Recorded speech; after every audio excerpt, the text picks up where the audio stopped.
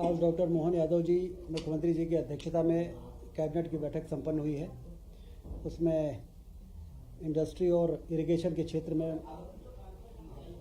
बड़ी योजनाओं की स्वीकृति हुई है।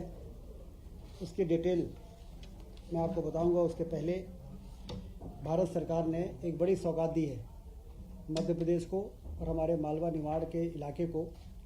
इंदौर उज्जैन से धार खरगोन इस पूरी पट्टी को ले जाके और मनमाड़ जो रेलवे स्टेशन है जो मुंबई से कनेक्ट करता है और इधर ग्वालियर से कनेक्ट करता है, उस रेलवे लाइन के लिए 18,000 करोड़ रुपए स्वीकृत हुए हैं। कल रेल मंत्री जी ने इसकी घोषणा की है और इससे न सिर्फ वो इंडस्ट्रियल कॉरिडोर विकसित होगा बल्कि उस पूरे इलाके के सामाजिक और आर्थिक तरक्की के दिशा में मील का पत्थर साबित होगा। इसलिए मुख्यमंत्री जी ने आज इंदौर में भी पत्रकार वार्ता की है और प्रधानमंत्री जी और रेल मंत्री जी का धन्यवाद उन्होंने दिया है। ये योजना 2028-29 तक पूरी होगी और उस क्षेत्र के विकास में महत्वपूर्ण भूमिका निर्मित होगी। इसके साथ ही लोक माता अहिल्याबाई होलकर जी की 300वीं जयंती समारोह समिति का गठन किया गया है, जो विभिन्न कार्यक्रमों के आयोजन वर्ष भर हो गए। हम सब जानते हैं कि अहिल्याबाई ये बहुत ही धार्मिक और एक ऐसी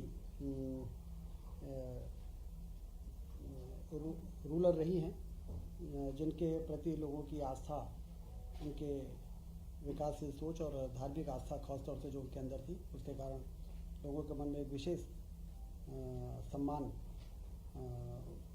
लोगों के मन में है। इसलिए ये जयंती समारोह समिति का गठन हुआ है।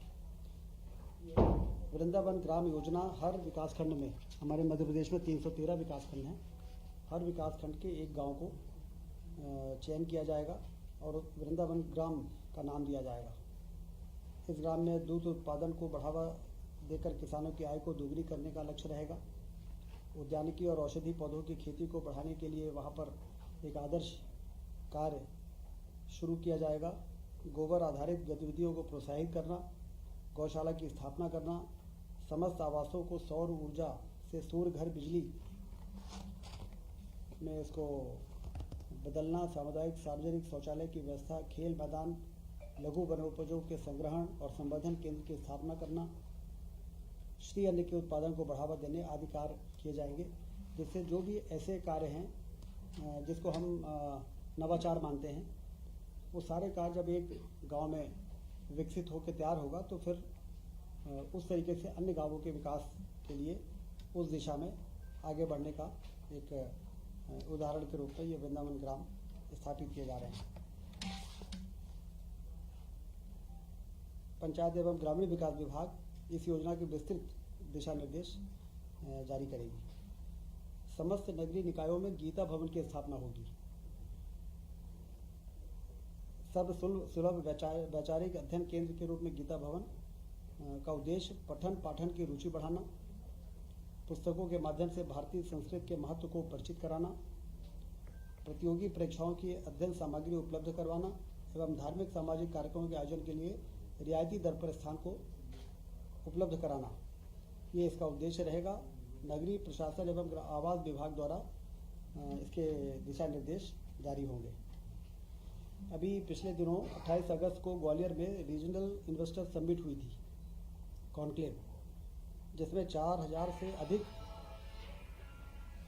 प्रतिभागियों ने हिस्सा लिया और 15 अंतर्राष्ट्रीय प्रतिनिधियों ने हिस्सा लिया।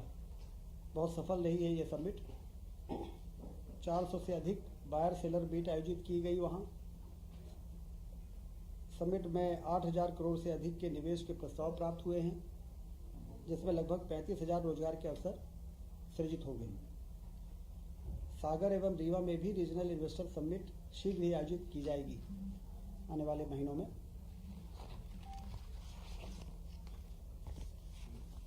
सिंचाई के क्षेत्र में जिस तरह से मध्य प्रदेश में काम हुआ है, जो लक्ष्य है 1 करोड़ हेक्टेयर क्षेत्र में सिंचाई के रकबे को बढ़ाना, उस दिशा में आज एक महत्वपूर्ण निर्णय हुआ है। लगभग 4,197 करोड़ की प्रशासकीय स्वीकृति सूक्ष्म सिंचाई परियोजना जावद और नीमच जिले में, जिससे कि 1,08,600 हेक्टेयर की सिंचाई सुनिश्चित होगी। लगभग 2.5 लाख एकड़ स्वीकृत परियोजना से नीमच तहसील में 253 गांव और जावद तहसील के 212 गांव सिंचाई की सुविधा का लाभ प्राप्त कर सकेंगे। परियोजना नाम क्या था, क्या बताया? ये है जावद नीमच दाब युक्त सूक्ष्म सिंचाई परियोजना। आप सब जानते हैं कि इसमें प्रेशराइज्ड पाइप माइक्रो इरिगेशन से बहुत सफलता मतलब बहुत अच्छे परिणाम मिले हैं मध्य प्रदेश के अंदर।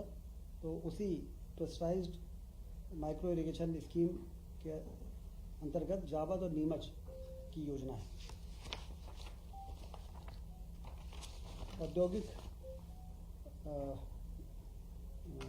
क्षेत्र में जो महत्वपूर्ण काम हो रहे हैं मध्य प्रदेश में, उस दिशा में जो नर्मदापुरम जिला है उसमें मोहासा बावई जो इंडस्ट्रियल एरिया है उसमें रिन्यूएबल एनर्जी और एनर्जी से संबंधित जो इक्विपमेंट्स होते हैं मैन्युफैक्चरिंग के लिए एक जोन स्थापित किया जाएगा 227 एकड़ ज़मीन में, और इसमें 93.50 करोड़ रुपए खर्च होगा, जिसमें केंद्र 60% राशि देगा और 40% राशि का प्रावधान राज्य के बजट से किया गया है और इसकी आज स्वीकृति प्रदान की गई है। राशि एक बार किसे देगी? 93.50 करोड़। इसमें केंद्र का हिस्सा शायद अलग है कुछ। इसमें 40% राशि राज्य शासन का अंश जो रहेगा 40% रहेगा और संयोजन के 60% राशि 56 करोड़ की प्रतिपूर्ति विभागीय बजट अंतर्गत प्राप्त राशि से किए जाने का अनुमोदन है। केंद्र क्या हिस्सा है?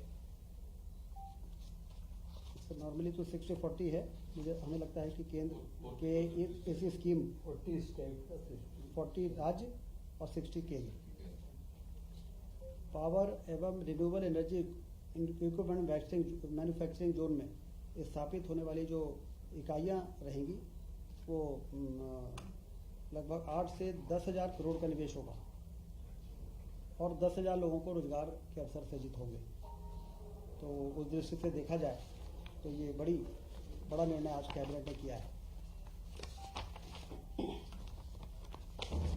फिर मुरैना जिले के सीतापुर इंडस्ट्रियल एरिया में footwear and accessories cluster development park की स्थापना की जाएगी, जिसमें 161.7 एकड़ जमीन में विकास होगा और उस विकास में 111 करोड़ रुपए खर्च होंगे, जिससे कि ये पार्क डेवलप होगा। और इसमें कई प्रकार की लेदर की accessories, bags, belt, leather footwear, jacket, garment, इस तरह की कई चीज़ें इसमें बनेगी और इसमें 2300 करोड़ का निवेश होगा। प्लॉट साइज 1 एकड़ से 2 एकड़ रहेगी। रोजगार 3,200 के करीब सृजन होगा। तो इसलिए आज के कैबिनेट में इंडस्ट्री के क्षेत्र में, इरिगेशन के क्षेत्र में और उसके साथ ही जो भारत सरकार ने सौगात दी है रेलवे लाइन की और हमारे भारतीय संस्कृति के संरक्षण और संवर्धन की दिशा में गीता भवन की स्थापना और ये जो हमारा वृंदावन ग्राम है उसकी स्थापना, जिसमें कई प्रकार की योजनाओं को मिलाकर और एक गांव को ऐसा बनाना जिससे कि एक ऐसा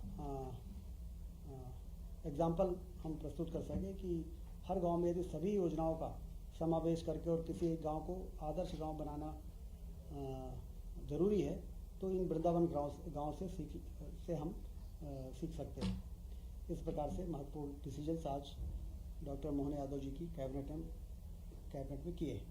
राजस्व महाअभियान को लेकर कुछ राजस्व महाअभियान, बहुत अच्छी बात आपने कही। राजस्व महाअभियान में पहले चरण में 30 लाख और दूसरे चरण में 50 लाख, उल्टा तो नहीं, टोटल 80 लाख प्रकरणों का निराकरण हुआ है और ये देश में राजस्व के क्षेत्र में किसी भी राज्य के द्वारा कम समय में इतने ज़्यादा मामलों के निपटाना का ये एक उदाहरण है और देश में राजस्व महाअभियान की इस सफलता को लोगों ने माना है।